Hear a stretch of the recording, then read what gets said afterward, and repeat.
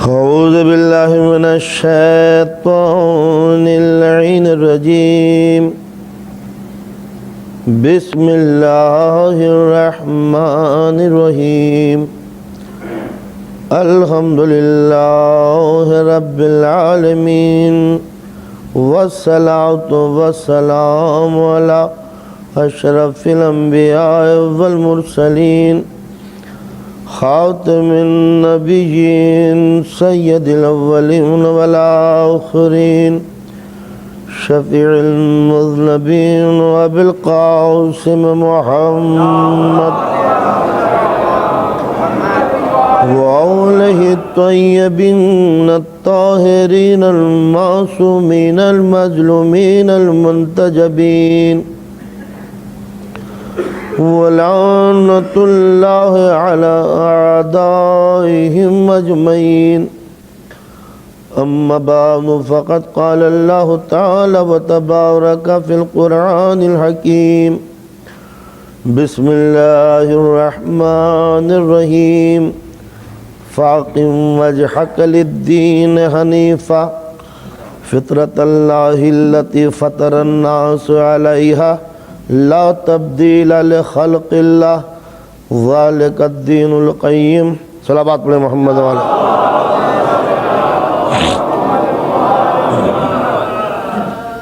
اپنے چہروں کو اسلام کی عظمت کی طرف پھیر لو.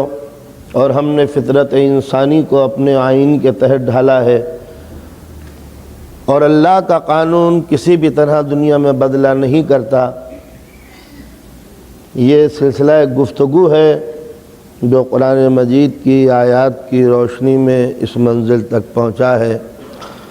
میں نے عرض کیا تھا کہ پالنے والے نے انسان کو جب اس دنیا میں بھیجا تو یہ قدرت کا، فطرت کا عظیم شاہکار جب اس دنیا میں آتا ہے تو عجیب حالت ہے کہ اسے کچھ خبر نہیں ہے کہ ماں کون ہے، باپ کون ہے. قدرت نے ایک وسیع پروگرام کے تحت زمین کی وسعتوں میں آدم کو اتارا. ایک عظیم منصوبہ تھا اس کے ذمے، ایک عظیم کام تھا اس کے ذمے.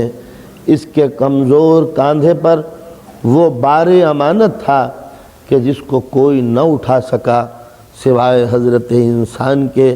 لیکن قدرت نے جب اس وسیع دنیا میں انسان کو بھیجا تو اس کی فطرت میں کچھ ایسی چیزیں بھی شامل کر دیں کہ جب تک یہ انسان اپنے بنانے والے کو نہ پہچان لے، جب تک یہ مسافر منزل تک نہ پہنچے، جب تک اس کی بے چینیاں بڑھتے ہی رہیں.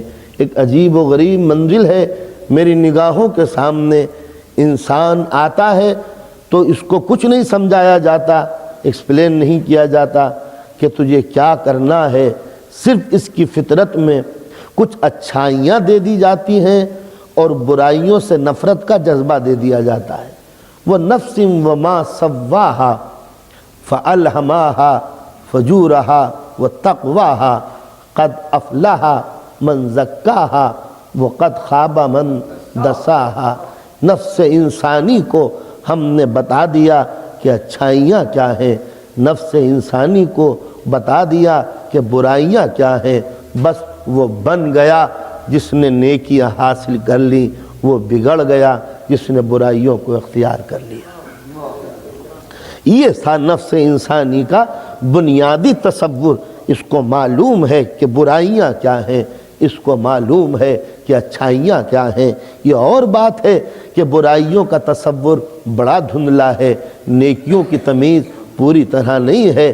لیکن جب یہ نیکیوں کی طرف بڑھتا ہے تو جیسے دل سے آواز آ رہی ہو، ہاں اسی کام کے لیے تم کو بھیجا ہے. جب یہ برائیوں کی طرف بڑھتا ہے تو اتنا ریزسٹنس ہے نفس میں اور برائیوں میں. ہر گناہ کے بعد ایک کرب ہے، ایک بے چینی ہے، ایک الجھن ہے، یہ تو نے کیا کر لیا. یہی وجہ ہے یہ نیکیوں کے بعد کھڑا ہو کے مسکراتا ہے، برائی کے بعد مذوع ہو کے اپنے چہرے کو چھپا لیتا ہے. معلوم یہ ہوا کہ جیسے کوئی کورٹ ہو، کوئی عدالت ہو کہ جہاں پر منصف یہ اعلان کر رہا ہے انسان تجھے یہ نہ چاہیے تھا، تو نے یہ غلط کام کیا۔ یہی وہ بے چینیاں ہیں جو انسان کو اس پوری دنیا سے ممتاز بنا دیتی ہیں۔ یہ جرم کے موقع پر اس کی گھبراہٹ، گناہ کی منزل پر اس کی پشیمانی، خطا کی منزل پر اس کی ندامت، یہ آنکھوں کو چرا کے گزر جانا، یہ شرم سے سر کو جھکا لینا، یہی وہ احساس ہے جس کو اگر اجاگر کیا جائے تو انسان کبھی گناہ کی منزلوں میں قدم نہ رکھے۔ بچے کو آپ دیکھیے، وہیں سے انسانی فطرت کا پتہ چلتا ہے کہ قدرت اس سے کیا کام لینا چاہتی ہے۔ ابھی بچہ ہوا ہے، ابھی چند گھنٹوں کا ہے، دوسرے جانور کے بچوں میں اور حضرت انسان میں زمین و آسمان کا فرق ہے۔ ان کی زندگی کا کورس بڑا مختصر ہے، کھیلنا کودنا اور کسی انسان کے کام آ جانا، اس کے علاوہ اس کا کوئی پروگرام نہیں ہے۔ تو پیدا مچھلی ہوئی، انڈے سے نکلی تیرنے لگی، اس کا بس کام زندگی کا روٹین یہی ہے اور کوئی کام نہیں ہے۔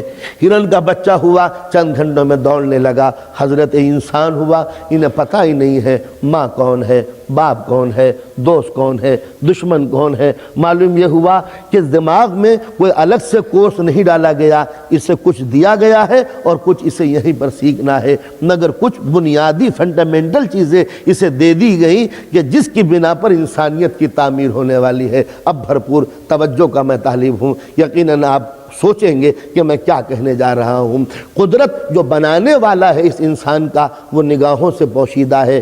انسان اس دنیا میں آیا تو اب ظاہر ہے، ہونا تو یہ چاہیے تھا اس انسان کو یہ بتا دیا جائے کہ تیرا پیدا کرنے والا کون ہے، مگر مشکل یہ ہے اپنے کمال کے تقاضوں کے تحت، اب میں اس کو ہلکی اردو میں بیان بھی نہیں کر سکتا، اپنے کمال کے تقاضوں کے تحت اس کو تو چھپا ہی رہنا چاہیے تھا، اور اپنے جسمانی ضرورتوں کے تحت اس کو ظاہر ہو جانا چاہیے تھا۔ تو انسان اس دنیا میں آیا ہے، اب اس کی ڈیوٹی ہے کہ یہ اس کو پہچانے جس نے اسے بنایا ہے۔ اس کا ماسٹر کون ہے، مالک کون ہے، خالق کون ہے، زندگی کون دیتا ہے، رزق کون دیتا ہے۔ تو کاش کہ اس کا ایڈریس معلوم ہوتا تو انسان بچپن ہی میں گھٹنیوں چلتے چلتے اپنے خدا کے دروازے پر پہنچ جاتا، زندگی کا مقصد پورا ہو جاتا۔ مگر مصیبت یہ ہے کہ خدا ہے تو مگر نگاہوں سے دیکھنے کی چیز نہیں، خدا لامکاں ہے، اس کا کوئی گھر نہیں۔ تو بڑی الجھنیں ہیں، اس انسان کو جانا ہے وہاں، مگر مصیبت یہ ہے نہ راہ کا پتہ ہے نہ منزل کا پتہ ہے۔ اب بتائیے کام بنے تو کیسے بنے؟ اگر یہ الجھ کے رہ جائے تو یہ کافر کہلائے گا، اور پہنچ جائے تو مقصود کہلائے گا کہ ہاں اسی کا یہی مقصد تھا۔ مگر سوال یہ ہے، یا تو راہ کوئی ہو، گوڑ سیدھی چلی جا رہی ہے، روڈ ٹو گاڈ، کوئی ایسی منزل ہو کہ صاحب یہ وہ راستہ ہے، ہائی وے، کہ جس کے اوپر اپنے کار ڈال دیجئے، اس ٹریک پہ چلیے آپ پہنچ جائیے گا۔ مصیبت یہ ہے ٹریک دھندلے ہیں، راستہ نامعلوم ہے، خدا کوئی وجود نہیں رکھتا، اس کا کوئی مکان نہیں۔ اب کام بنے تو کیسے بنے؟ اس انسان کو اس منزل پر کیسے پہچانا جائے؟ خدا دیکھنے کی چیز نہیں، چکھنے کی چیز نہیں، سننے کی چیز نہیں، چھونے کی چیز نہیں۔ یہ جو 5 سینسز ہیں یہ بیکار ہو جاتے ہیں اس تک پہنچنے کے لیے، نہ سنائی دینے والی بات، نہ نظر میں آنے کے قائل، نہ سونگھنے کے لیے، نہ چکھنے کے لیے، نہ چھونے کے لیے۔ تو جب یہ 5 حواس اس تک نہیں پہنچ سکتے تو بات بنے گی کیسے بنے گی؟ اس لیے کہ جب تک کہ بندہ خدا تک نہ پہنچے اسلام کا مقصد پورا نہیں ہوتا، اور پہنچے تو جب بھی پہنچے کہ جب یہ 5 سینس اس کا ساتھ دے۔ بڑی مشکل تھی کہ پتہ کیسے چلے انسان کو، قدرت نے اس کی پیدائش میں، اس کے خمیر میں ایک چیز ڈال دی جو اس میں ہے اور کسی میں نہیں ہے، صرف اس میں۔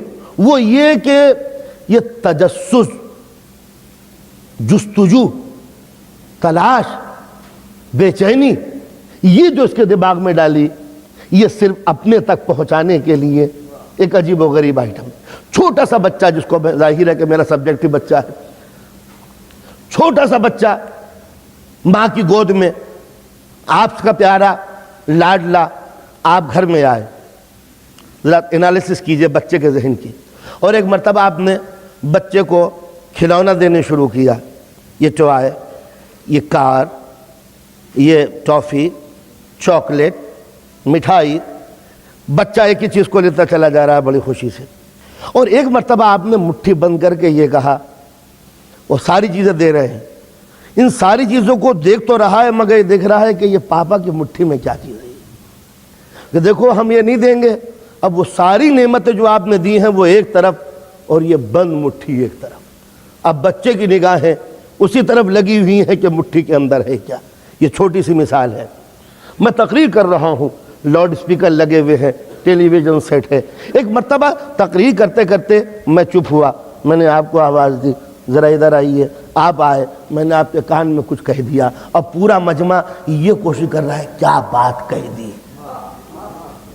یعنی میں چلا چلا کے پڑھ رہا ہوں، آپ کو شوق پیدا نہیں ہوا، میں نے چپکے سے ایک بات کہہ دی، اب آپ کو شوق ہے کہ نہیں کیا بات ہو گئی۔ ایک مرتبہ میں ایسے گزر رہا تھا، سب گزر رہے تھے، ایک مرتبہ ہمارے سلطان داتو بھائی کھڑے، بھئی آپ سے بہت ہی امپورٹنٹ بات کہنی ہے، کہ راز کی بات کہنی ہے۔ اب یقین مانیے گھر تو چلے گئے مگر نیند نہیں آ رہی، بیوی پوچھ رہی ہے سلطان بھائی کیوں نہیں سوتے، انہوں نے کہا مولوی صاحب نے ایک بات کہہ دی ہے کہ کوئی بات کہنی ہے، اب جب تک یہ بات نہ معلوم ہو جائے کہ وہ بات کیا ہے نیند نہیں آتی۔ آپ نے اندازہ لگایا یہ بات کیا ہے، یعنی جب تک چیز چھپ کھلی رہتی ہے کوئی جستجو نہیں ہوتی، کوئی پریشانی نہیں ہوتی، لیکن جہاں یہ کہہ دیا جائے کوئی راز کی بات ہے، بس آپ یقین مانیں کہ اب قیامت آ گئی، تو معلوم ہوا انسان کے نیچر میں، انسان کی فطرت میں قدرت نے نہ جانے کیا ڈال دیا ہے کہ یہ بے چینیوں میں مبتلا رہتا ہے۔ صلوات پڑھیں محمد والے محمد۔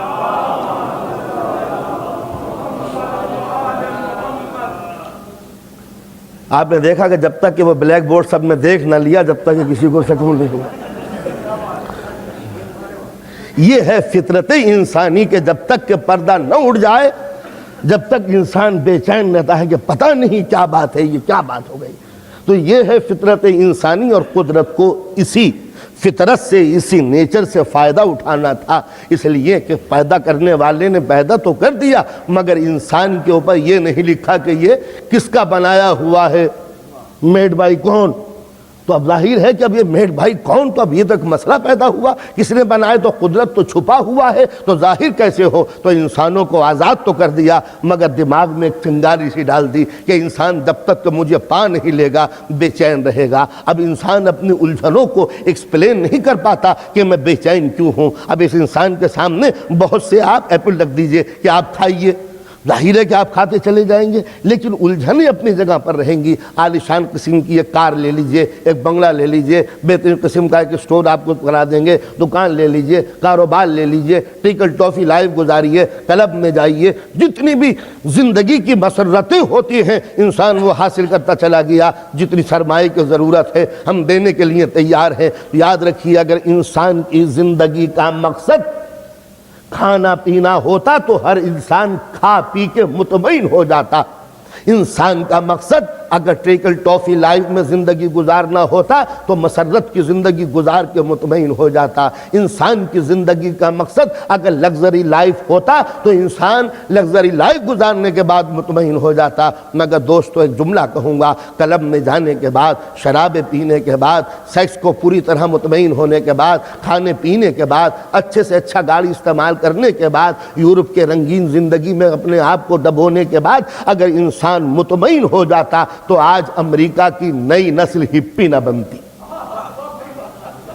ذرا تجزیہ کیجئے کہ ان کو کس چیز کی کمی ہے۔ کیا تمہارے پاس دولت نہیں؟ کیا تمہارے پاس علم نہیں؟ کیا تمہارے پاس بڑی بلڈنگیں نہیں؟ کیا تمہارا کاروبار نہیں؟ کیا عیش و عشرت کو کمی آ گئی؟ کیا کوئی بار بند ہو گیا؟ کیا شراب کا سیلاب رک گیا؟ کہا سب کچھ ہے۔ کہا پھر یہ ہپی کیوں بنے؟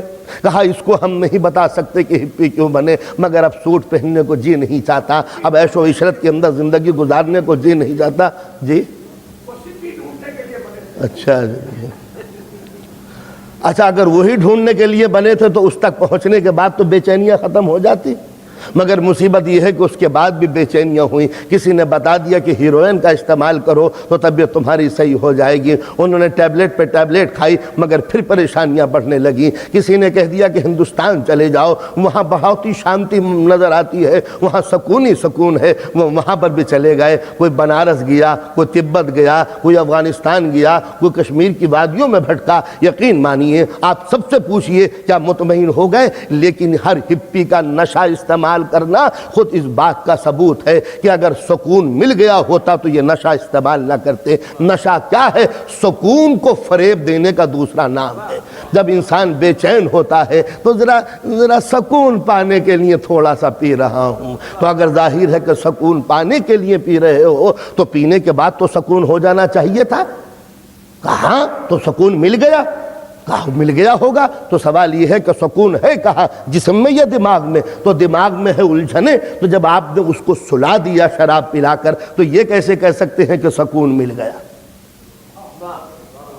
اس لیے کہ جہاں الجھنے ہیں وہ چیز سوئی ہوئی ہے، جب وہ الجھنوں سے نکلے گا پھر چیخے گا، مگر اب دوہری الجھن ہو گئی، ایک تو غم دنیا اور ایک وہ غم دورہ جس کو آپ نے شراب کی شکل میں پہنایا۔ یعنی جب تک نہ پیتے تھے دنیا کی الجھن تھی، اور جب پینے لگے تو دنیا کی الجھن الگ اور شراب کی الجھن الگ۔ تو بندہ پرور اسی طرح انسان بے چینیوں کا شکار ہوتا چلا گیا۔ جب پہلی مرتبہ الجھ کے آیا تھا نہ جانے کیوں الجھنیں پیدا ہوئی تھیں، کاروبار کی الجھن ہے، بچوں کی الجھن ہے، بیوی بچوں کی الجھن ہے، مکان کی الجھن ہے، الجھنیں بڑھ رہی تھی۔ اس بیچارے نے تھوڑی سی پی تھی، تھوڑی سی، ہاں اس کو نشہ آ گیا، یہ پڑھ کے سو گیا، رات میں نیند آ گئی ہوگی، صبح کو اٹھا پھر الجھنیں تھیں، پھر اس نے پی، مگر کوانٹیٹی پہلے سے زیادہ تھی، اس لیے کہ جب یوز ٹو ہوا تو پہلے سے اتنے سے کام بنتا تھا، اب اتنے سے کام بننے لگا، پھر اتنے سے کام بننے لگا، پھر بوتلیں خرچ ہونے لگی، مگر وہ کام نہیں بنتا۔ ایک منزل وہ بھی آئی کہ پیتا چلا جا رہا ہے، بغیر الکوہلک ہونے کی بنا پر نشہ نہیں بنتا۔ بتائیے اگر انسان کی الجھنوں کا علاج یہ شراب ہوتی تو آج انسان کہاں گیا؟ تو معلوم ہوا کہ شراب فریب کا نام تو ہے مگر سکون کا نام نہیں ہے۔ اس ذہن کو اتنی دیر کے لیے سلا تو دیتا ہے، آپ کسی ڈاکٹر سے اگر انجیکشن لگوا لیا کریں نیند آنے کا تو اس سے زیادہ فائدہ ہو سکتا ہے۔ اس لیے کہ ظاہر ہے کہ الجھنیں بڑھ رہی ہیں، تو دنیا کو اکٹھا کر کے پوچھئے کہ آخر انسان کی بے چینیوں کا علاج کیا ہے۔ آپ یہی تو کہیں گے اسے مکان کی فکر ہے، چلیے جس کو مکان نہیں تھا، کرائے کے مکان میں رہتا تھا، اس کو آپ نے مکان لے دیا، الجھنیں ختم ہو گئی۔ نہیں اب اس کو فرنیچر کی ضرورت ہے، وہ فرنیچر لے کے آیا، الجھنیں ختم ہو گئی۔ کہا نہیں مصیبت یہ تھی کہ فرنیچر کا کلر گرین تھا اور جو وال تھے وہ گرے تھے، لہٰذا بچوں نے یہ کہہ دیا کہ میچ نہیں ہوتا جب تک کہ دونوں کا تعلق ایک جیسا نہ ہو۔ اب گھر رکھنے کے بعد الجھنوں کے شکار ہونے لگے۔ کہا پہلے T V black and white تھا، بڑی الجھنیں تھی، بچے دوسروں کے یہاں جاتے تھے، آپ کو اب ٹی وی کی ضرورت پڑی۔ جب ٹی وی آ گیا کیا ہوا، اب کے بچے نے 2-4 دن تو دیکھا، اب وہ کہتے ہیں کلر ٹی وی ہونا چاہیے، ہمیں یہ اچھا نہیں لگتا۔ معلوم ہوا کہ انسانی الجھنیں لگزری سے مطمئن نہیں ہو سکتی، یہ تو کھلونے ہیں جس کو دیتے چلے جاؤ بچہ توڑتا چلا جائے گا، مانگتا چلا جائے گا۔ تو اب سوال یہ پیدا ہوتا ہے کہ یہ نیچر نے میرے ساتھ یہ مذاق کیا ہے کہ دنیا کی ساری لذتیں دے کر مجھے بے چین بنا دیا۔ معلوم ہوا کہ قدرت کے ہاتھوں میں یہی تو ڈور ہے، انسان ساری نعمتیں لیتا چلا جا مگر جب تک کہ مجھے نہ پائے گا سکون نہیں ملے گا۔ ظاہر ہے کہ قدرت بے خوف تو ہے نہیں معاذ اللہ، کہ جو تمہیں کھلا رہی ہے پلا رہی ہے اور یہ بھلا دے کہ تمہارا زندگی کا مشن کیا ہے، تمہارے زندگی کا مقصد کیا ہے۔ کہا تم کو اولاد دی، نہ کہ اولاد لینے کے بعد بھی بے چین رہو گے، بیوی دی اس کے بعد بھی بے چین رہو گے، تم کو مکان دیا اس کے بعد بھی بے چین رہو گے۔ تو انسان بے چین تو ہوتا ہے، بے چینیوں کا علاج اس کی سمجھ میں نہیں آتا کہ آخر میں بے چین کیوں ہوں۔ تو یاد رکھیے ہر وہ دریا بے چین ہوتا ہے جب تک کہ سمندر میں نہیں مل جاتا، مسافر بے چین ہوتا ہے جب تک منزل پر نہیں پہنچ جاتا۔ تو انسان جب تک بے چین ہوتا ہے جب تک کہ مقصد پورا نہیں ہوتا۔ سکون نام ہے مقصد تک پہنچنے کا، سکون نام ہے صحیح رزلٹ کے نکل آنے کا۔ کبھی آفس میں بیٹھ کر آپ نے کیلکولیشن حساب کیا ہے، اگر حساب صحیح آ گیا تو سکون مل گیا، اور اگر الجھ کے رہ گئے تو اب الجھنیں بڑھ گئی۔ تو معلوم ہوا جس کا نام ہے سکون وہ کسی شے کے مقصد کی تکمیل کے نتیجے کا نام ہے۔ جب صحیح منزل پر آپ پہنچ گئے تو سکون مل گیا۔ ایک ڈاکٹر ہے صبح سے لے کے شام تک آپریشن کر رہا ہے، آپریشن اگر ناکام ہے تو الجھنیں بڑھ گئی، کامیاب ہو گیا تو صحیح ہو گیا۔ مجھ کو پہنچنا ہے اس ٹائم سے یہاں تک، اگر وقت پر پہنچ گیا تو الجھنیں ختم ہو گئی، اور اگر کہیں نہیں پہنچ پایا تو الجھنیں اور بڑھ گئی۔ تو الجھنیں نام ہے ناکامی عمل کا، سکون نام ہے مقصد کی تکمیل کا۔ تو جب مقصد حیات پورا ہوگا تب انسان کو سکون ملے گا۔ تو یہ مقصد حیات ہے کیا؟ آواز یہی آئی کہ چھپے ہوئے کو پالو، فطرت انسانی یہ ہے کہ جب تک کہ مٹھی بند ہے الجھنے بچے کے دماغ میں ہے، پتہ نہیں کیا ہے مٹھی میں، پتہ نہیں کیا کان میں کہہ دیا، پتہ نہیں مولوی صاحب نے کیوں کہہ دیا کہ راز کی بات کہیں گے تو یہ الجھنے کیوں ہے کہ ایک بات پردے میں ہے، جب وہ بے نقاب ہو جائے گی الجھنے ختم ہو جائیں گی۔ اور روح کو بھی ایک الجھن ہے، اس الجھن کا کوئی نام نہیں ہے، اس کو ایکسپلین نہیں کر سکتے، اس کی ڈیٹیل میں آپ نہیں جا سکتے۔ اس روح کو ایک الجھن ہے کہ جب تک کہ روح خالق کو نہ دیکھ لے بے چین رہے گی۔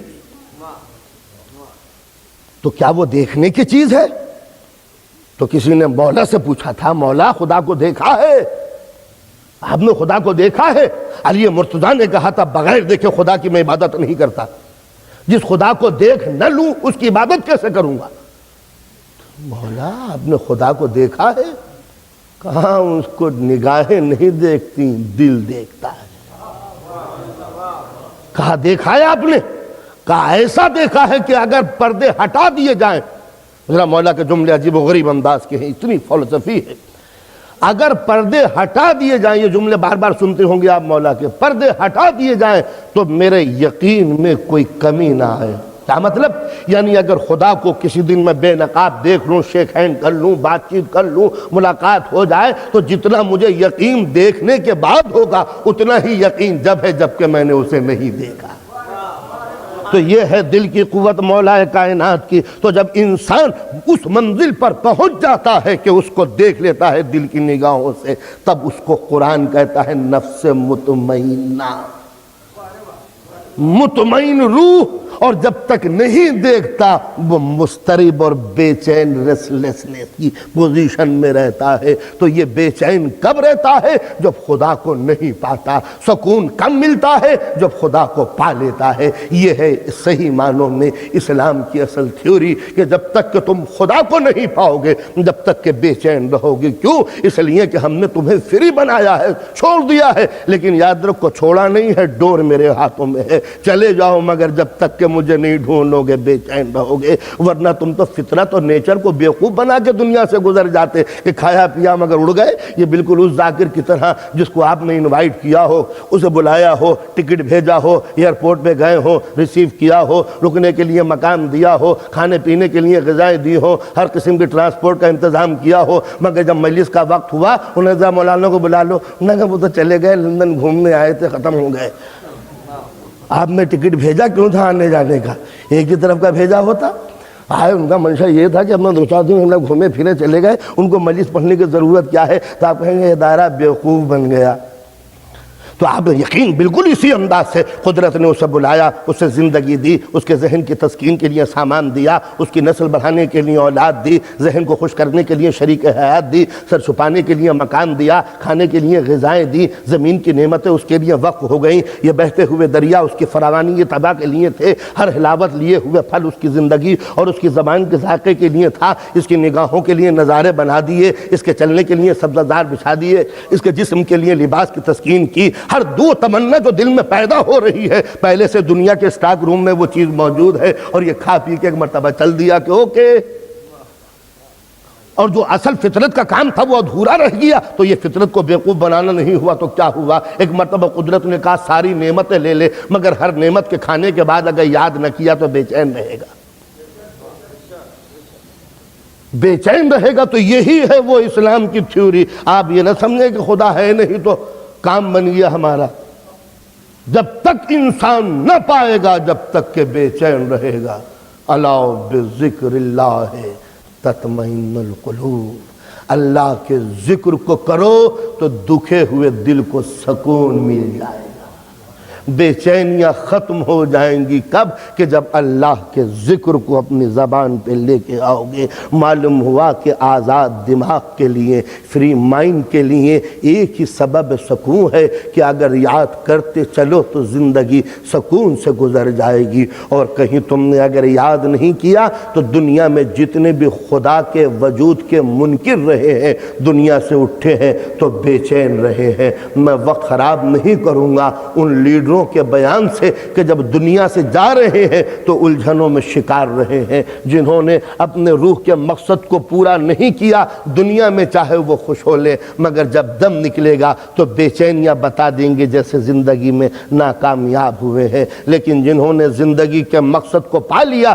چاہے وہ دنیا میں مصیبتوں میں رہے ہوں مگر جب منزل کی طرف چلے ہیں تو مسکراتے ہوئے چلے ہیں۔ اسی تھیوری کو اسلام نے کہا ہے فَتَمَنَّوُا الْمَوْتَ إِن كُنتُمْ صَادِقِينَ، موت کی تمنا کرو اگر تم سچے ہو۔ اس کے معنی ہے کہ پا لیا ہے تو اب چلو، منزل تو مل گئی مگر موت کا دروازہ کھولتے ہوئے ڈر لگ رہا ہے، اس لیے کہ زندگی میں کچھ کیا ہوتا تو دروازے میں داخل ہوتے بالکل اس اسٹوڈنٹ کی طرح جس نے سال بھر بیکار کیا ہو مگر ایگزامینیشن ہال کا دروازہ کھولتے ہوئے گھبرا رہا ہے، پتہ نہیں ٹیسٹ میں کیا پوچھا جائے، پتہ نہیں کہ پیپر میں کیا ہو، پتہ نہیں کون سے کوسچن ہو۔ تو آپ نے اندازہ لگایا جس نے محنت کی ہے وہ چاہتا ہے ایگزام اگر مہینے بعد ہوگا تو آج ہو جائے، لیکن جس نے محنت کی ہے وہ تو یہی چاہتا ہے یا جلدی سے ہو جائے تاکہ کام بنے۔ لیکن جو نہیں جاتا، کوئی ہنگامہ ہو، کوئی اسٹرائک ہو، کوئی بات ہو جائے، ایگزامینیشن ٹل جائے۔ ہمیں یاد ہے جب ہم کالج میں پڑھتے تھے، بی ایس اے کا ایگزام معلوم ہوا کہ کچھ باہر سے آئے گا تو ہم بھی دعائیں مانگتے تھے اللہ کرے بنگال میں اسٹرائک ہو جائے تاکہ کلکتہ یونیورسٹی بند ہو جائے، ایگزام ٹل جائے۔ آپ نے دیکھا یہ ہے انسانی فطرت کہ جو محنت کرتا ہے وہ نتیجے کا متمنی ہوتا ہے کہ رزلٹ جلدی ملے، اور جو کوئی کچھ نہیں کرتا وہ چاہتا ہے ایگزام ہی ٹل جائے تاکہ ہنگامہ مٹے۔ صلوات پڑھیں محمد و آل محمد۔ تو قدرت نے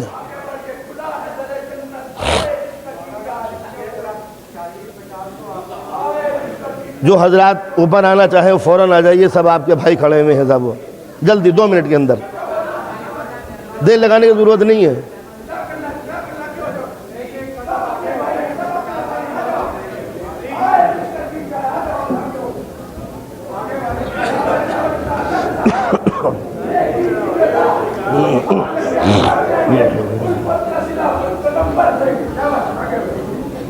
اور آ جائیے حضرات، یہاں پہ جگہ ہے تھوڑی سی، 10-12 آدمی اور آ جائیں۔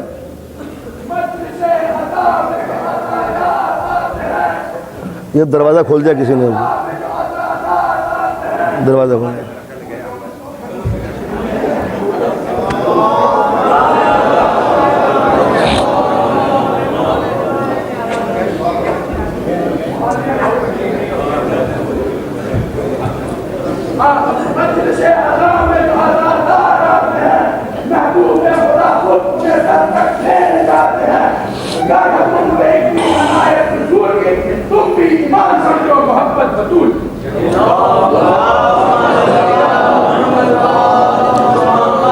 باواز بلند صلوات پڑھیں محمد و آل محمد۔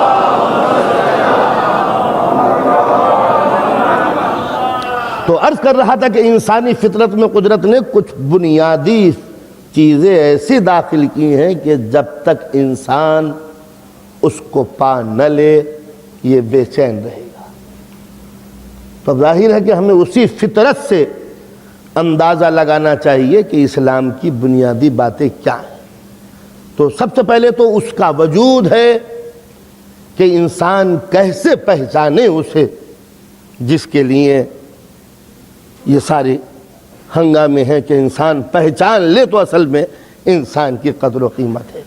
اس لیے کہ بندہ پرور، اب میں نے عرض کیا تھا کہ انسان اپنے دماغ میں یہ تصور تو رکھتا ہے کہ کوئی نہ کوئی ہے، لیکن وہ کیا ہے اس کو دل اس کا ایکسپلین نہیں کر پاتا۔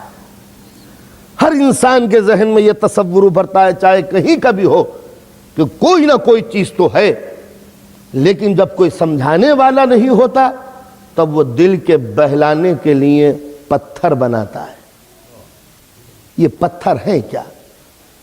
بے چین دل کو سمجھانے کا جھوٹا کھلونا۔ لیکن اگر پتھروں سے انسان مطمئن ہو گیا ہوتا تو ایک ہی پتھر کا بت ہوتا، 2 نہ ہوتے۔ لیکن معلوم ہوا کہ ایک کے بعد جب دوسرا بھگوان بنا تو بے چینیاں بڑھی ہوں گی، جبھی تو تیسرا بنایا، اور اگر 3 سے کام چل گیا ہوتا تو یہ چوتھا نہ بنتا۔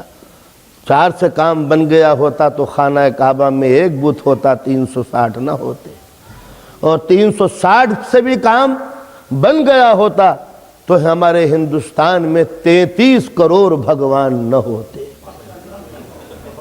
یعنی آپ نے اندازہ لگایا کہ 33 کروڑ بھگوان، جبکہ آج ہندوؤں کی تعداد، پیور ہندوؤں کی تعداد 33 کروڑ نہیں ہے، تو ذرا ذات دیجئے کہ مخلوق کم ہے اور خالق زیادہ ہیں۔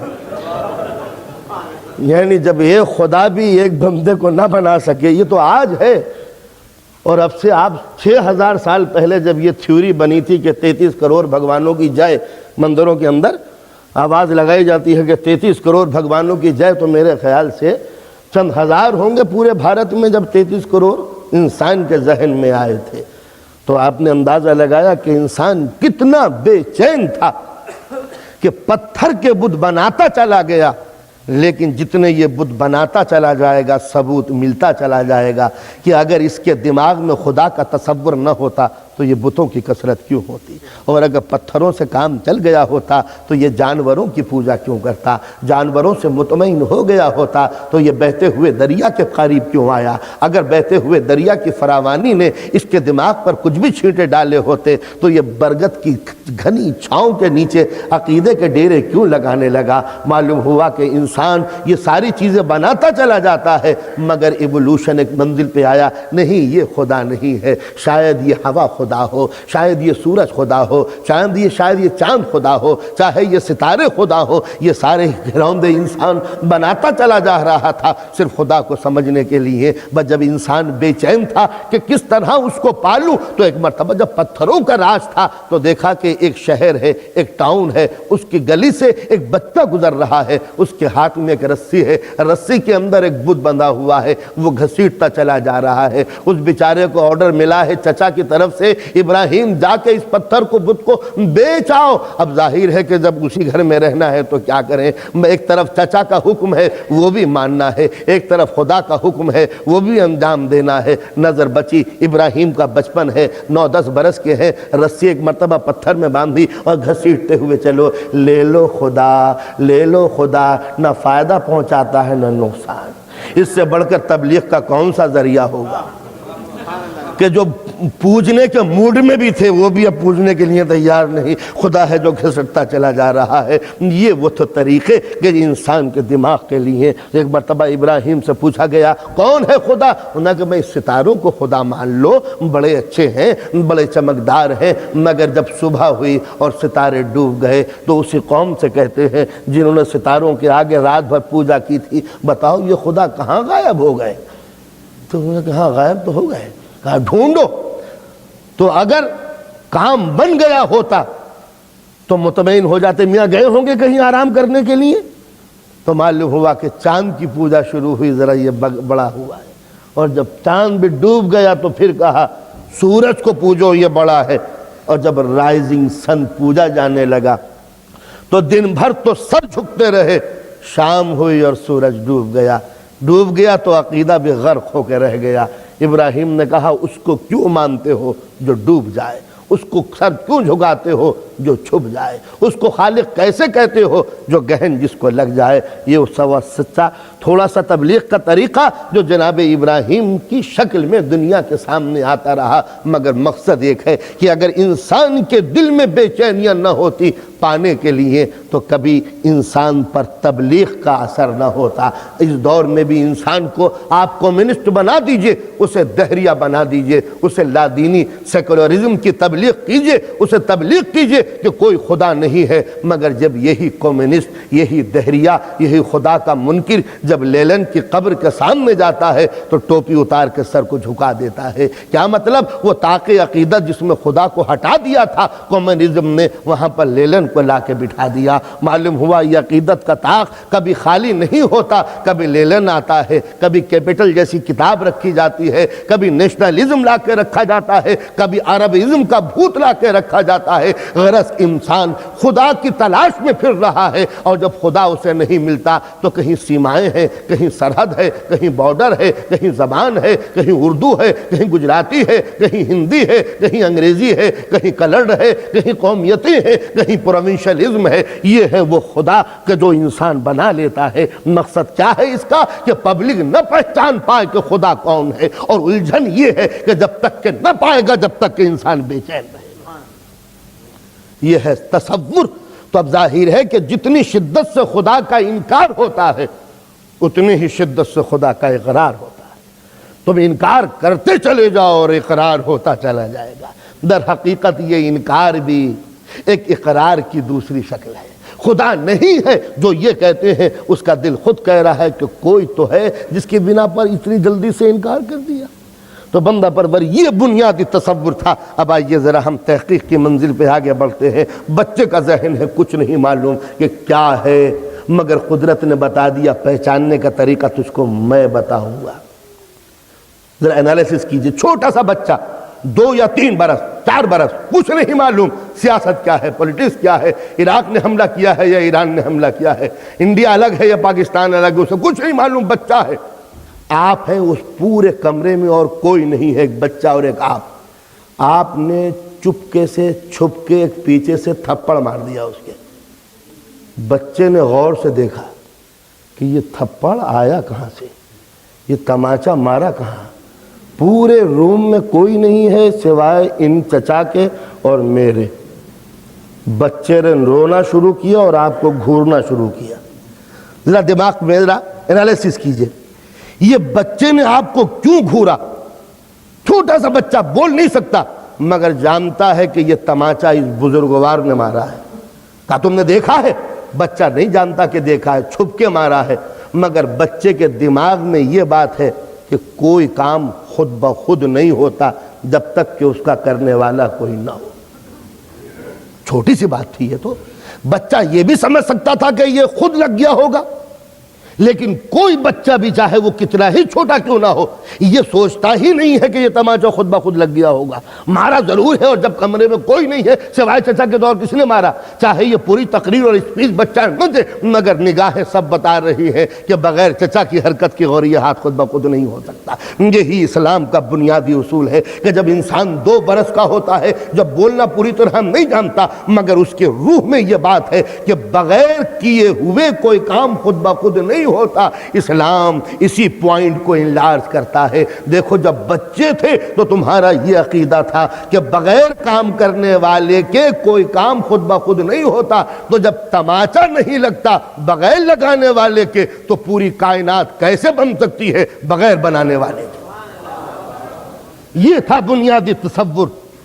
فطرت اللہ التی فطر الناس علیہا لا تبدیل لخلق اللہ، اللہ کا قانون نہیں بدلا کرتا، یہ اللہ کی فطرت ہے جو انسان کے خبیر میں ڈالی گئی ہے۔ تو بچے کو معلوم ہے کہ کوئی نہ کوئی تو ہے۔ اب بچہ گھر میں بیٹھا ہوا ہے، باہر سے نوک کیا کسی نے دروازہ، بچہ چونکا، کون ہے؟ یہ کون ہے کیوں؟ وہ خود بخود سوچ لیتا کہ ویسے ہی نوک ہو رہا ہوگا، مگر بچہ جانتا ہے بغیر کھٹکھٹانے والے کی آواز خود بخود نہیں نکلتی۔ تو جب چھوٹا سا کام بغیر کرنے والے کے نہیں ہو سکتا تو یہ پوری یونیورس بغیر بنانے والے کے کیسے ہو جائے گی؟ اب آپ میرے ساتھ چلیے۔ بہت چھوٹی چھوٹی باتیں بچوں والی۔ بچے کا تماچا لگا تو جب تماچا زور سے لگا تو یہ بھی ہو جتنے بھی ایکشن ہے آدمی کے وہ سب ہو سکتے تھے۔ بچہ کودنے لگتا، جم کرنے لگتا، بچہ دوڑنے لگتا، بچہ ہنسنے لگتا، بچہ قہقہا مارنے لگتا، بچہ کھجانے لگتا، کچھ بھی کام کرتا۔ بچے نے کچھ نہیں کیا، اس ایکشن کا ری ایکشن یہ ہوا کہ بچہ رونے لگا۔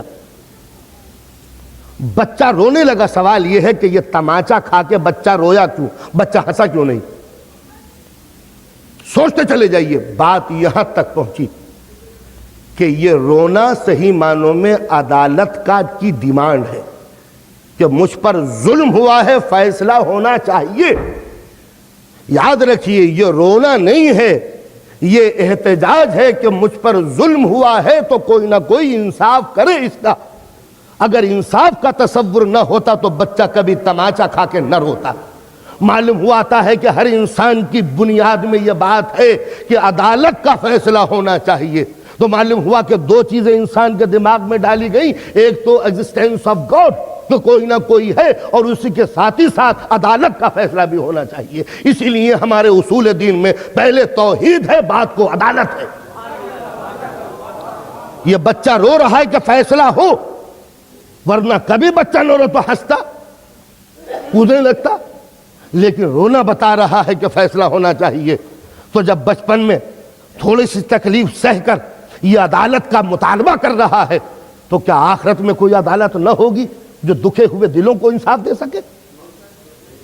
اچھا، اس بچے کو کسی صورت سے یقین دلا دیجئے کہ اب تمہارا ساتھ انصاف نہیں ہوگا تو چپ ہو جائے گا، چپ ہوگا، لیکن دماغ میں نفرت، عداوت پیدا ہو جائے گی، انتقام پیدا ہوگا کہ جب تک کہ بدلہ نہ لے لوں گا جب تک کہ چین سے نہ بیٹھوں گا۔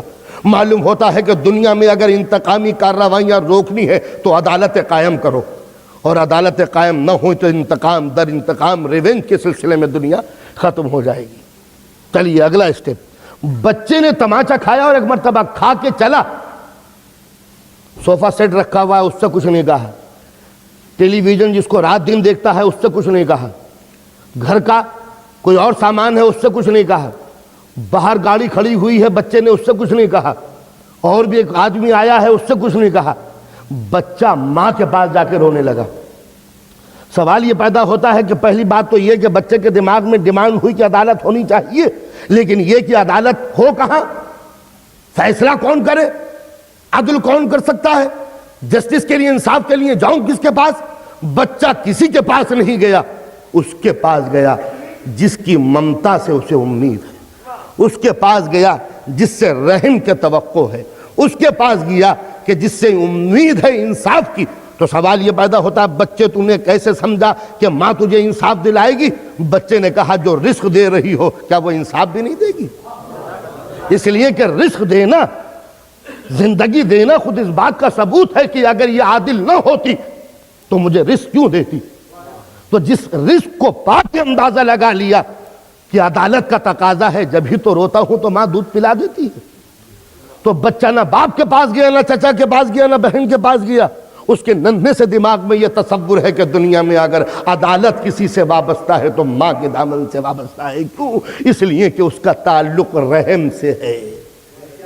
اندازہ لگایا کہ قدرت نے قرآن مجید میں جگہ جگہ کیوں کہا ہے کہ الرحمن الرحیم، بسم اللہ الرحمن الرحیم، بسم اللہ الرحمن الرحیم۔ یہ رحمان اور رحیم کا ریپیٹیشن بتا رہا ہے کہ دکھے ہوئے انسان کو یقین دلانے کے لیے کہ میں رحمان ہوں اور رحیم ہوں، تیرے ساتھ انصاف ہوگا اس لیے کہ رحمان ہوں اور رحیم ہوں۔ تو جب خدا کو بندے کو یہ یقین ہو جائے گا کہ میرا خدا رحمان اور رحیم ہے، تو ظاہر ہے کہ اسے یقین ہوگا کہ عدالت ہو کے رہے گی۔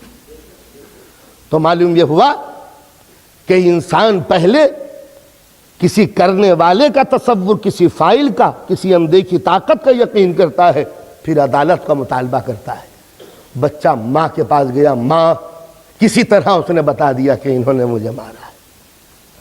اب ایک مرتبہ ماں نے جب سنا تو بچوں کو مارنا شروع کیا، دڑا دڑا۔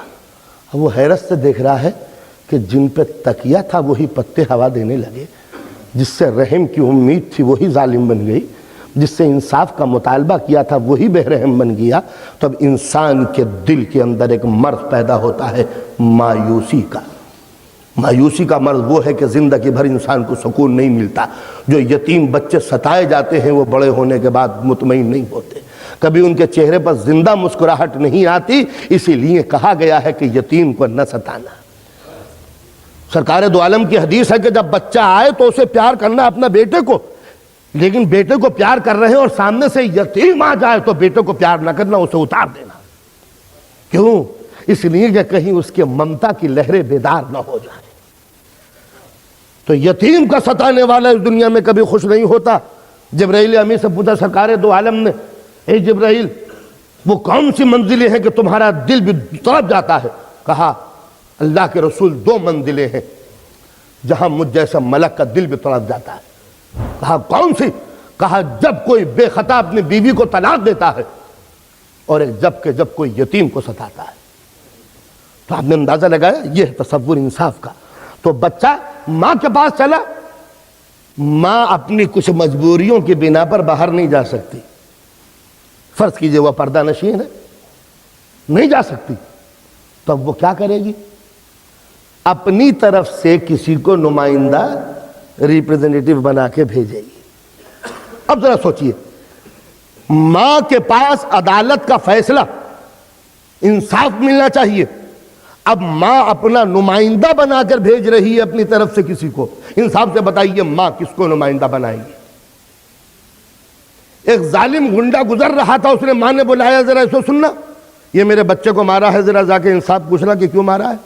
کیا دنیا کی کوئی ماں انصاف کی طالب بن سکتی ہے اس سے جو خود ظالم ہو؟ کبھی نہیں۔ ماں بلائے گی بھائی کو اس کے، ماں بلائے گی شوہر کو اپنے، ماں بلائے گی اپنے کسی عزیز کو۔ یہ ماں نے کس کو بلایا؟ اس کو بلایا جو ماں کی طرح رحم دل ہو، ماں کی طرح پیار کرنے والا ہو، ماں کی طرح انصاف کرنے والا ہو۔ بچہ بھی دیکھتا ہے کہ ٹھیک ہے ماں نے مجھے ساتھ کر دیا ہے، تو اگر ظالم ہوتا تو ماں مجھے ساتھ کیوں کرتی؟ تو معلوم ہوتا ہے کہ ماں جب انصاف دلاتی ہے بیٹے کو تو اس کو نمائندہ بناتی ہے کہ جو اس کی رحم کی پالیسی کو لے کے چل رہا ہو، جو بچے سے پیار کرتا ہو، جو بچے سے محبت کرتا ہو۔ آپ نے اندازہ لگایا پالنے والے کو کیا اپنی مخلوق سے محبت نہ تھی؟ تو اب ظاہر ہے کہ کوئی نہ کوئی قدرت تو آنی چاہیے تاکہ انسان کے ساتھ انصاف ہو، مگر قدرت زمین پہ آنے سے رہی جو انسان کو انصاف دیتی۔ انصاف لانے کے لیے کیا ہو؟ قدرت نے اپنا ایک نمائندہ بنایا۔ تو ظاہر ہے کہ جو قدرت کی طرح رحم والا نہ ہو وہ نمائندہ نہیں ہو سکتا، قدرت کی طرح کریم نہ ہو وہ نمائندہ نہیں ہو سکتا، قدرت کی طرح رحم دل نہ ہو وہ نمائندہ نہیں ہو سکتا، قدرت کی طرح معصوم نہ ہو وہ نمائندہ نہیں ہو سکتا۔ بس اسی کا اصطلاحی نام ہے رسول۔ رسول کیا ہے؟ رسول کیا ہے؟ قدرت کی پالیسی کو دنیا میں لانے والا۔ بس فرق اتنا ہے کہ وہ کریم عین ذات ہے، یہ کریم زائد بر ذات ہے۔ اس کو میں آسان لفظوں میں ایکسپلین ہی نہیں کر سکتا۔ وہاں جو رحم ہے وہی زندگی ہے، یہاں زندگی الگ ہے اور رحم الگ ہے، بس مختصر طریقے سے۔ تو لہٰذا جو معصوم ہوتا ہے وہ قدرت کے کمالات کا نمائندہ ہوتا ہے اس دنیا میں آنے کے بعد۔ تب وہ آیا انسان کو انصاف دلانے کے لیے، اس کا نام ہے رسول۔ بے گناہ، بے خطا، رحم دل، ویسے ہی پالیسی رکھنے والا، وہ رزاق ہے، یہ بھی رزق دیتا ہے۔ آنکھ بند کر کے وہ دوست دشمن کو روٹی دیتا ہے، اس کا دسترخوان بھی دوست اور دشمن کے لیے سب کے لیے کھلا ہوا ہے۔ اس کے سورج کی شعاعیں سب کے لیے ہیں، اس کا علم کا دریا بھی سب کے لیے ہے۔ وہ رحمت ہے سب کے لیے، یہ رحمت للعالمین ہے سب کے لیے، کوئی فرق نہیں۔ بس اس طرح وہ کمالات پردے میں ہیں، یہ کمالات کھلے ہوئے۔ تو لہذا رسالت نام ہے معبود کی پالیسی کو لے کے دنیا میں آنے کا، وہ مظہر ہے کمالات کا، ظاہر کرنے والا کہ خدا کیسا ہے۔ اس لیے کہ جب تک کہ یہ اس کو ظاہر نہ کرے گا بندہ خدا کو پہچانے کا کیسے؟ اس لیے کہ انسان کی مجبوری یہ ہے کہ نظر سے دیکھتا ہے تب پہچانتا ہے، زبان سے چکھتا ہے تب پہچانتا ہے، کان سے بولتا ہے تب سنتا ہے، ہاتھ سے چھوتا ہے تب پہچانتا ہے۔ تو انسان کی کمزوری یہ کہ 5 سینس بتا دے کہ ہے کیا چیز، تو میں خدا کو دیکھوں تب کہوں کہ خدا ہے، چکھ لوں تب کہوں کہ خدا ہے، سونگھ لوں تب کہوں کہ خدا ہے، سن لوں تب کہوں کہ خدا ہے، چھو لوں تب کہوں کہ خدا ہے۔ مگر مصیبت یہ ہے کہ اگر وہ نگاہوں سے دیکھنے کی چیز ہو تو جو دیکھی جاتی ہے وہ مادی ہوتی ہے، جو مادی ہے وہ فانی ہے، جو فانی ہے وہ باقی نہیں رہتی، جو باقی نہیں رہتی وہ سب کچھ ہوتی ہے، خدا نہیں ہوتی۔ تو خدا کو دیکھ لوں تاکہ ختم ہو جائے، خدا بولے تاکہ میں سنوں، مگر بولا جاتا ہے زبان سے، زبان کے لیے دہن کی ضرورت، دہن کے لیے چہرے کی ضرورت، چہرے کے لیے جسم کی ضرورت، جسم کے لیے میٹر کی ضرورت، میٹر کے لیے موت، اور جو موت پر جائے وہ سب کچھ ہوتا ہے، خدا نہیں ہوتا۔ تو وہ بولے تاکہ ختم ہو جائے۔ تو اب بتائیے انسان کس طرح پہچانے اسے؟ تو اب ضرورت محسوس ہو کہ قدرت کچھ نمائندے بھیجے تاکہ اسے دیکھو اور مجھے سمجھو۔ آدم جاؤ بتاؤ علم کیا ہے، نوح جاؤ بتاؤ تقوی کیا ہے، ابراہیم جاؤ سمجھاؤ خلت کیا ہے، موسیٰ جاؤ بتاؤ کہ ہیبت کیا ہے، عیسیٰ جاؤ روحانیت کا چرچا کرو، یوسف جاؤ حسن کے چراغ جلا دو، ایوب جاؤ صبر کے عنوان سکھا دو۔ یہ 1,23,999 نبوتیں گزر گئیں یہ بتانے کے لیے کہ خدا کیا ہے۔ تو ہم نے سمجھا کہ واقعاً آدم کو دیکھ کے پتہ چلا کہ علم کیا ہے، نوح کو دیکھ کے پتہ چلا کہ تقدس کیا ہے، انبیاء کو دیکھ کے پتہ چلا کہ کمالات کیا ہیں، مگر مجھے یہ ڈاؤٹ ہونے لگا یہ 1,23,999 کریکٹرز ایک ذات میں، اتنی خوبیاں ایک کریکٹر میں، اتنی کرنے ایک سورج میں۔ تو آواز آئی تجھے یہی ڈاؤٹ ہے کہ یہ اتنے کمالات ایک انسان میں ایک جگہ کیسے جمع ہو گئے؟ تو لے میں ایک ایسی ہستی کو بھیج رہا ہوں جس میں آدم کا علم بھی ہے، نوح کا تقویٰ بھی ہے، ابراہیم کی خلت بھی ہے، عیسیٰ کی روحانیت بھی ہے، موسیٰ کی ہیبت بھی ہے۔ وہ کمالات جو الگ الگ ہیں وہ سارے کمالات اس ایک میں ہیں۔ مگر جب اس ایک کو دیکھا تو اب ڈاؤٹ یہ ہوا کہ کہیں دنیا سب کی سب نسیری نہ ہو جائے، کوئی یہ نہ کہہ دے کہ محمد بھی اللہ ہے، وہ بھی ایک ہے، یہ بھی ایک ہے۔ تو اب ضرورت پڑی اس وحدت کو کثرت میں تبدیل کرنے کی، اس ایک کو 14 میں ڈیوائیڈ کر دیا تاکہ کوئی ایک نہ کہہ سکے، ورنہ خدائی کا شبہ ہونے لگے گا۔ مگر جس کو دیکھو گے وہ اتنا پرفیکٹ نظر آئے گا کہ ہر دور میں کا محمد کہلائے گا۔ تو اب ظاہر ہے کہ جو سرکار دو عالم کے صفات تھے وہ ان 12 محمدوں کے اندر پھیلا دیے۔ اب جس کو دیکھنا ہو کہ سرکار دو عالم کی شجاعت کیا تھی وہ علی مرتضیٰ کو دیکھے، اس لیے کہ دنیا نے سب کچھ دیکھا ہے، نبی کو تلوار چلاتے ہوئے نہیں دیکھا۔ اب اگر کوئی سمجھنا چاہے کہ سرکار دو عالم اگر تلوار چلائیں تو کس طرح لگیں گے تو علی کو دیکھیں، علی منی وانا منہ، یہ مجھ سے ہے میں اس سے ہوں۔ تو اگر یہ دیکھنا ہو کہ علی تلوار کیسے چلاتے ہیں، نبی تلوار کیسے چلاتے ہیں، تو علی کو دیکھے۔ علی کو دیکھنے کا فائدہ کیا ہوگا؟ بس سمجھ لو کہ یہ علی تلوار نہیں چلا رہے، رسول تلوار چلا رہے ہیں۔ تو جب یہ بات سمجھ میں آ جائے تو ہر جنگ کا فیصلہ ہو جائے گا۔ جس جنگ میں علی ہو سمجھ لو کہ رسول جنگ کر رہے ہیں، اور جو علی سے جنگ کر رہا ہو سمجھ لو کہ رسول سے جنگ کر رہا ہے۔ بس سب سے بڑی مشکل یہی آ پڑی ہے کہ جو علی سے ٹکرا گیا سمجھ لو کہ وہ سرکار دو عالم سے ٹکرا رہا ہے۔ علی کی تلوار جس پر اٹھ گئی سمجھ لو وہ کافر ہے، اس لیے کہ جو رسول سے ٹکرا گیا وہ اس کا اسلام خطرے میں پڑ جاتا ہے۔ تو لہذا جس کو نبی کی شجاعت دیکھنی ہو وہ علی کو دیکھے، نبی کی صلح سمجھنی ہو وہ حسن کو دیکھے، نبی کی شہامت و شہادت جاننی ہو وہ حسین کو دیکھے، نبی کی عبادت کے طریقے سمجھنے ہو وہ زین العابدین کو سمجھے، نبی کا علم سمجھنا ہو محمد باقر کو سمجھے، نبی کی صداقت کے عنوان سمجھنے ہو وہ جعفر صادق کو دیکھے، نبی ضبط کنٹرول کیسے کرتے تھے موسی کاظم کو دیکھے، نبی رضا الہی کے طالب کیسے رہتے تھے وہ امام علی رضا کو دیکھے، نبی کی طہارت کا درجہ کیا تھا محمد تقی کو دیکھے، نبی کی نظافت کیا تھی علی نقی کو دیکھے، نبی کا حسن کیا تھا حسن عسکری کو دیکھے، نبی چھپ کے ہدایت کیسے کیسے تھے حضرت حجت کو دیکھے۔ صلوات علی محمد و علی محمد۔ تو اگر کسی کو یہ سمجھنا ہو کہ خدا کیا ہے تو رسول کو دیکھے، اور یہ سمجھنا ہو کہ رسول کیا ہے تو آل رسول کو دیکھے۔ ان کی رفتار رسول کی رفتار، ان کی گفتار رسول کی گفتار، ان کی صلح رسول کی صلح، ان کی زندگی کا ہر رخ رسول سے ملتا جلتا۔ اللہ کی قسم جب یہ چلے تو سمجھ لو کہ رسالت چل رہی ہے، جب بولے تو سمجھ لو کہ رسول بول رہے ہیں۔ وقت گزر جائے تب دیکھو، زمانہ بیت جائے تب سمجھو، پیریڈ گزر جائے تب پوچھو۔ جس طرح قدرت نے کہا ہے لن تجد لسنت اللہ تبدیلا، اللہ کی سنت میں کوئی چینج نہیں ہو سکتا، اسی طرح رفتار محمدی میں کوئی چینج نہیں ہو سکتا۔ زمانہ بیت جائے گا مگر محمدوں کا کریکٹر دنیا کی نگاہوں کے سامنے بدلنے کے لیے تیار نہیں ہے۔ تو اگر یہ پوچھ دیکھو کہ رسول کیسے مسکراتے تھے، ان سے پوچھو۔ رسول کو غصہ کیسے آتا تھا، ان سے جا کے پوچھو۔ رسول صلح کیسے کرتے تھے، ان سے جا کے پوچھو۔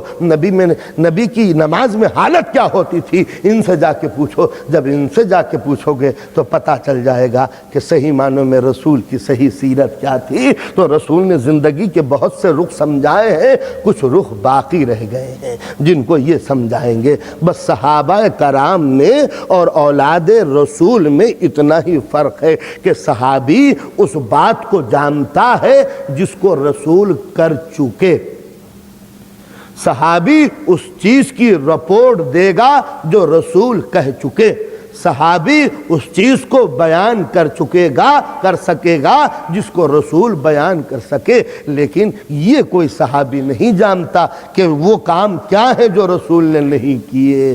تو اگر یہ پوچھنا ہو رسول نے کیا کیا تو صحابی سے پوچھو، اور جب یہ دیکھنا ہو کہ اس پیریڈ میں رسول کیا کرتے تو آل رسول سے پوچھو، اس لیے کہ آل رسول جانتے ہیں کہ اس موقع پر رسول کا کردار کیا ہوتا۔ تو یہ تو دنیا نے دیکھا تھا کہ صلح کیسے کرتے ہیں رسول، یہ تو دنیا نے دیکھا تھا جنگ کیسے کرتے ہیں رسول، مگر یہ کسی نے نہیں دیکھا کہ اگر کوئی رسول سے کہے کہ بیعت کر لو تو رسول اس کا جواب کیا دیتے۔ اور پوری دنیا مل کے یہ سوال کر رہے اگر آپ سے کہ اگر رسول سے سوال بیعت ہوتا تو رسول کیا جواب دیتے۔ اسی لیے رسول نے حسین کو اپنا نمائندہ بنایا تھا، حسین منی وانا من الحسین۔ جس کو یہ رخ دیکھنا ہو کہ میرا صبر کا عنوان کیا ہے وہ میرے حسین کو دیکھے۔ تو جس کا نام ہے حسین وہ کوئی الگ چیپٹر نہیں ہے، نبی کی زندگی کو ایکسپلین کرنے کا ایک رخ ہے۔ نادان دنیا پروپیگنڈے کا شکار ہو جاتی ہے، یہ حسین کو بڑھا دیتے ہیں۔ اللہ کی قسم ہم حسین کو جانتے بھی نہیں، رسول کی لائف کا ایک چیپٹر ہے جس کا نام ہے حسین۔ تو جب ہم حسین کا تذکرہ کرتے ہیں تو وہ کسی غیر کا تذکرہ نہیں کرتے، جزو رسالت کا تذکرہ کرتے ہیں۔ جب ہم آل رسول کا نام لیتے ہیں تو کوئی یہ پیرلل ڈپارٹمنٹ رسول کا نہیں ہے کہ رسول کے مد مقابل کوئی الگ پاور ہو۔ رسول کی دینی پالیسی کا نام ہے آل رسول۔ آل رسول نبی کی زندگی کے تسلسل کا نام ہے۔ رسول کے انتقال ہو گیا مگر رسول کا دین باقی ہے۔ بتاؤ دین کو سمجھنا ہو تو رسول کو اٹھائیں کیسے؟ تو رسول کے کریکٹر کو دنیا کے سامنے پیش کرنے کی ذمہ داری آل رسول کی ہے۔ رسول کی ایک عمر ہے اور اس کے بعد رسول کا انتقال ہے، لیکن رسول کا پیغام باقی ہے۔ اسی پیغام کو لے کے آگے چلنے کی اصطلاحی نام ہے آل رسول۔ آل رسول کے معنی اولاد رسول نہ سمجھ لینا، اس لیے کہ ہم نے اولاد کا کلمہ نہیں پڑھا، ہم نے ذہن کا کلمہ پڑھا ہے۔ کوئی یہ نہ کہے کہ ہم فاطمہ کو اس لیے مانتے ہیں کہ نبی کی بیٹی تھی، قطعاً نہیں۔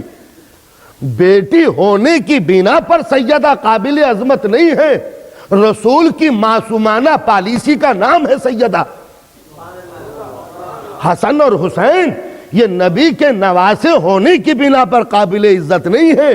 ہم نے اس لیے حسن حسین کو اپنے کاندھوں پہ نہیں چڑھایا کہ یہ نبی کی بیٹی کے بیٹے ہیں، قطعاً نہیں۔ رسول کی شہادت کی پالیسی کا نام حسن اور حسین ہے۔ رسول جب صلح کر رہے ہو تو یہ چیپٹر حسن بنا، اور جب رسول جنگ کر رہے ہو تو یہ چیپٹر حسین کہلایا۔ حسن اور حسین کو دنیا نے اس روپ سے پیش کیا ہے کہ ہاں نبی کے نواسے تھے، قطعاً نہیں۔ ہم نے اولاد کا کلمہ نہیں پڑھا، ہم نے داماد کا بھی کلمہ نہیں پڑھا، ہم نے بیٹی بھی کا کلمہ نہیں پڑھا۔ فاطمہ بیٹی نہیں ہے، معصوم ہے۔ علی داماد نہیں ہے، امام ہے۔ حسن حسین نواسے نہیں ہے، شہادت ہے۔ تو لہٰذا یہ کریکٹر جن کا نام ہے امام، یہ نبی کے رشتے کی بنا پر قابل عزت نہیں ہے، یہ خود ایک کریکٹر ہے۔ اگر یہ کریکٹر نہ ہوتے تو کبھی بچپن میں رسول کاندھے پر نہ بٹھاتے، اس لیے کہ بچوں کو کاندھے پہ نہیں بٹھایا، رسول کا یہ کریکٹر نہیں ہے، یہ ان کی ذمہ داری نہیں ہے۔ میں خطیب ہوں، ذاکر ہوں، مولوی ہوں، تقریر کر رہا ہوں، میرا بیٹا سامنے آ جائے، گر بھی جائے، مر بھی جائے، تو کبھی ممبر سے نہیں اتروں گا، اس لیے کہ میری پوزیشن کے خلاف ہے۔ اپنے دوستوں سے کہہ دوں گا تو کہ میرا بچہ گر گیا اٹھا لو، لیکن میری ڈیوٹی کے خلاف ہے کہ میں ممبر پہ ہوں اور اتر کے اپنے بیٹے کو پیار کرنے لگوں، اس لیے کہ اس وقت باپ نہیں ہوں، مولوی ہوں، خطیب ہوں، ذاکر ہوں۔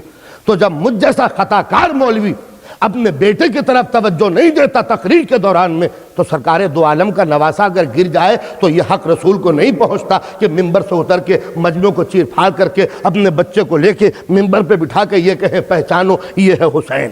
اس لیے کہ رسول کا کام نواسے کو پہچانوانے کے لیے نہ تھا، مذہب کو پہچانوانے کے لیے تھا۔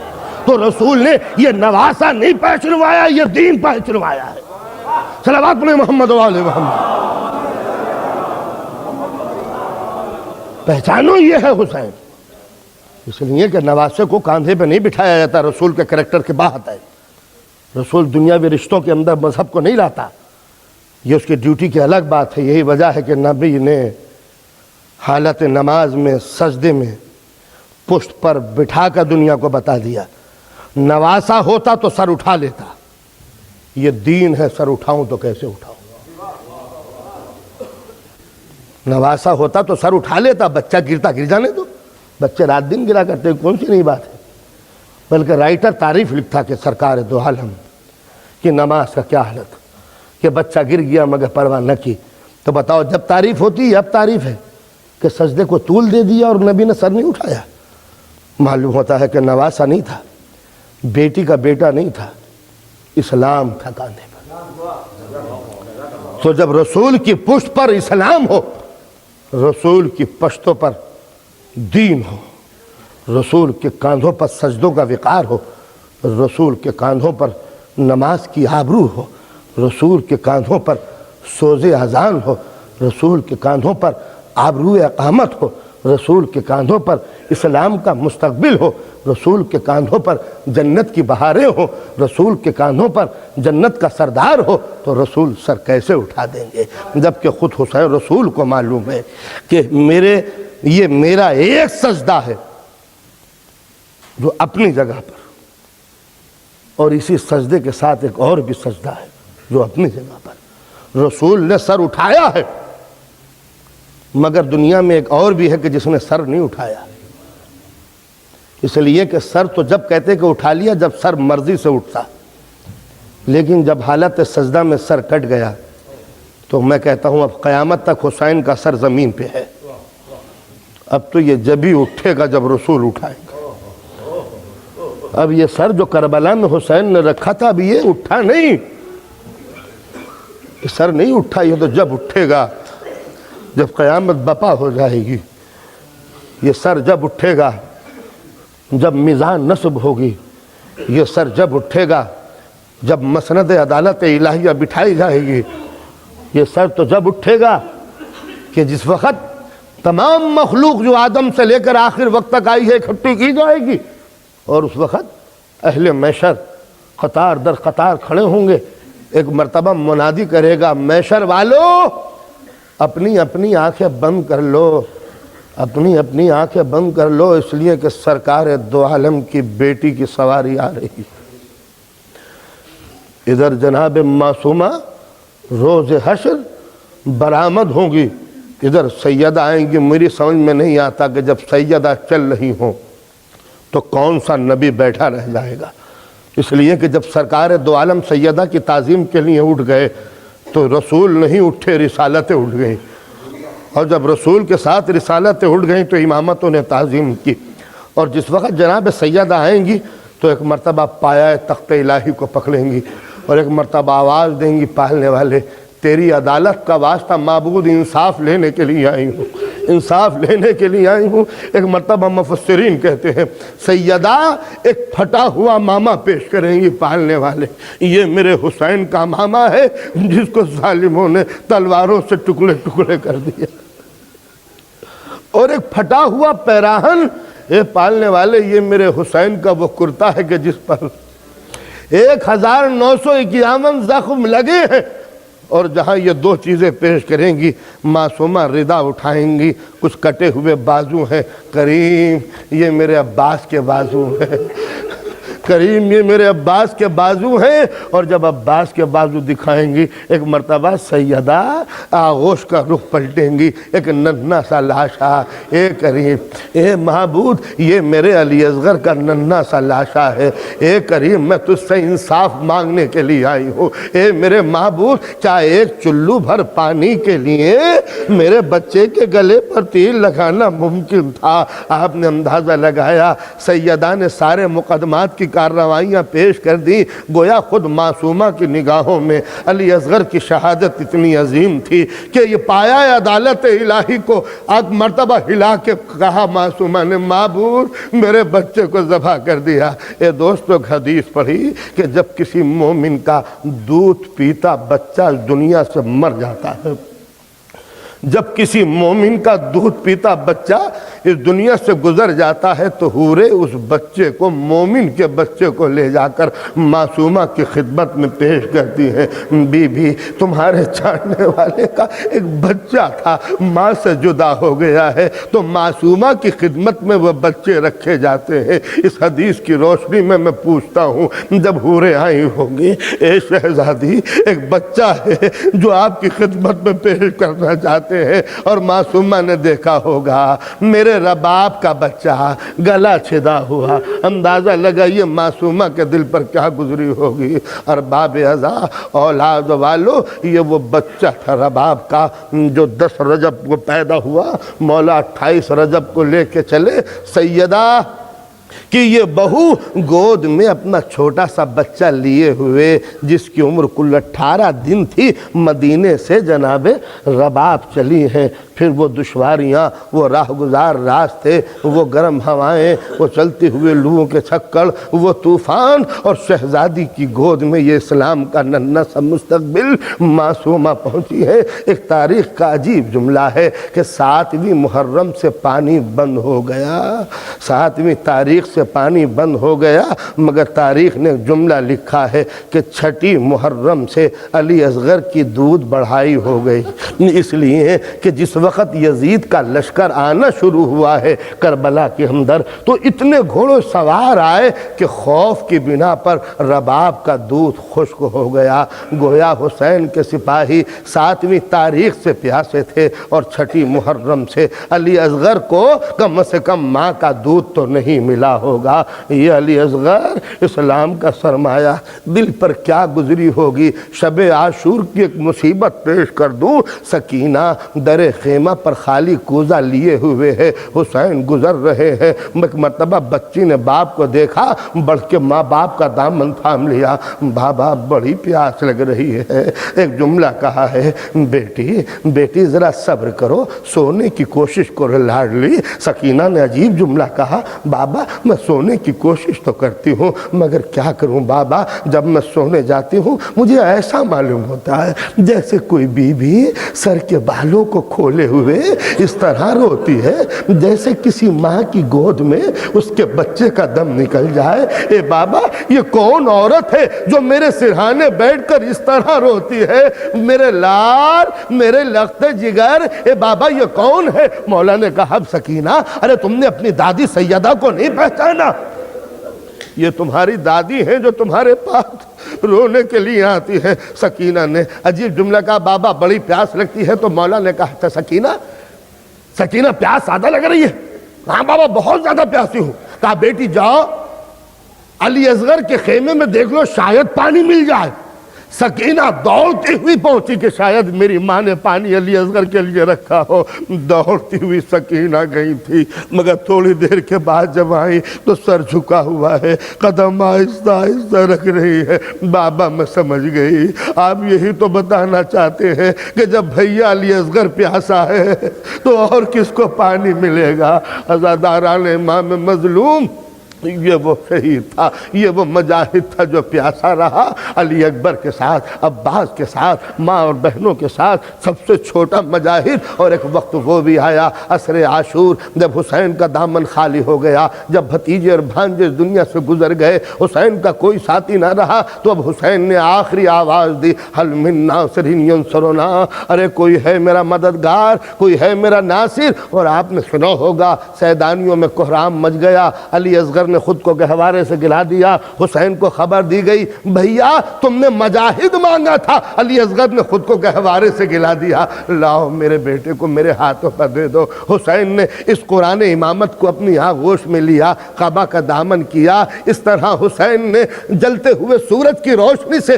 اپنے اس پھول کو چھپایا تھا۔ اور حسین نے اب زندگی کا سب سے مشکل کام کیا، ایسا کام جو حسین نے زندگی میں کبھی نہ کیا تھا، وہ یہ کہ اب تک حسین نے دوسروں کے سوال پورے کیے تھے، کبھی کسی سے سوال نہیں کیا تھا، اب تک مانگنے والوں کی جھولیاں بھری تھی، کبھی کسی سے مانگا نہ تھا۔ آج زندگی میں پہلی مرتبہ علی کا یہ غیور بیٹا اپنے بچے کو لے کے آیا ہے، سامنے بہتی ہوئی فرات ہے، اشقیوں کی کثرت ہے، اس رسول کا نواسے کے ہاتھوں پہ علی اصغر ہے، کبھی دکھاتے ہیں کبھی چھپا لیتے ہیں، کس طرح کہیں کس طرح پانی مانگیں۔ آواز دی تو یہ کہہ کے نہیں پکارا اے اسلام والو، یہ نہیں کہا کہ اے قرآن والو، یہ نہیں کہا اے کعبے والو، یہ نہیں کہا اے دین اسلام پر چلنے والو، ایک جملہ کہا اولاد والو، میرا بچہ پیاسا ہے، اسے تھوڑا سا پانی پلا دو، اس بہتی ہوئی فراش سے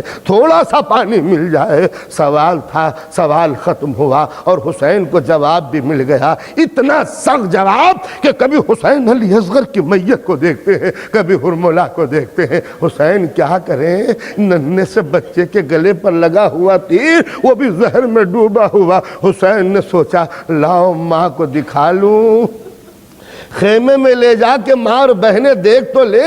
حسین چلے، ان للہ و انا الیہ راجعون، رضا بقضائہ و تسلیما لامرہ، دروازے پہ رکے، آواز دینا چاہتے تھے رباب بچے کو لے جا۔ پھر سوچا کہ اگر ماں آئی اور دیکھا کہ بچے کا یہ حال ہے تو کیا جواب دوں گا، پھر مقتل کی طرف پلٹے، لاؤ بچے کو دفن کر دوں۔ پھر سوچا کہ اگر بہنوں نے پوچھا کہ اصغر کیا ہوئے تو کیا جواب دوں گا، پھر ایک مرتبہ خیموں کی طرف چلے، ارے 7 مرتبہ امام نے اسی طرح صحیح کی، اور آخر میں ایک روایت ہے در خیمہ پہ رکے، آواز دی رباب اپنے بچے کو لے جا۔ سب سے پہلے جناب سکینہ دوڑتی ہوئی آئیں، بابا میرے بھیا نے پانی پی لیا، اور پھر اگلا جملہ کہا اے بابا علی اصغر سے پیار تھا نا، ان کو پانی پلا لائے، میں بھی تو پیاسی ہوں۔ ایک مرتبہ مولا نے کعبہ کا دامن پلٹ دیا، بچے کے گلے پر تیر، ارے سکینہ تڑپی، ارے میرے بھیا کو کس نے ذبح کر دیا، اے بابا ارے پانی کے بدلے یہ کس نے میرے ماں جائے کے گلے پر تیر لگا۔